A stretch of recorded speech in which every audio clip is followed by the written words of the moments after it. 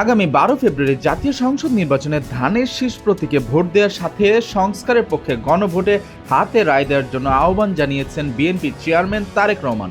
তিনি বলেন, আমরা যে জুলাই সনদে স্বাক্ষর করেছি সেই সনদকে সম্মান করতে হবে। সেজন্যই আপনাদের সকলকে অনুরোধ করব, ধানের শীষে যেমন সিলটা দেবেন 12 তারিখে, একই সাথে দ্বিতীয় যে ব্যালট পেপারটা দেবে হায় এবং নায়ের, সেখানে হায়ের পক্ষে আপনারা রায় দেবেন। রংপুরের ঐতিহাসিক কালেক্টরেট ঈদগাহ মাঠে বিএনপি আয়োজিত বিভাগীয় নির্বাচনী জনসভায় প্রধান অতিথির বক্তব্যে তিনি এসব কথা বলেন। তিনি আরো বলেন, 5 আগস্টের বিপ্লবে সাধারণ মানুষের যে অংশগ্রহণ ছিল সেই ঐক্য ধরে রাখতে হবে। নিশিরাত বা ডামি নির্বাচনের দিন শেষ উল্লেখ করে তিনি জনগণকে অধিকার প্রয়োগে সজাগ থাকার আহ্বান জানান।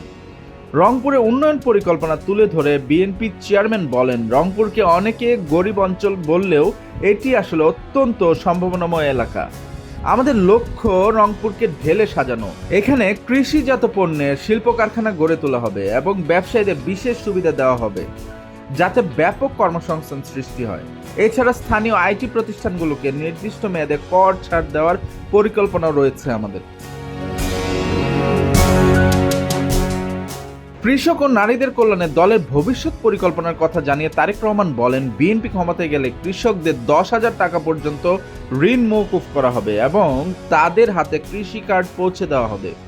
অন্তত এক ফসলের বীজ ও কীটনাশক বিনামূল্যে দেওয়া হবে। এছাড়া ফ্যামিলি কার্ড চালুর মাধ্যমে নারীদের অর্থনৈতিক সক্ষমতা ও অধিকার নিশ্চিত করা হবে।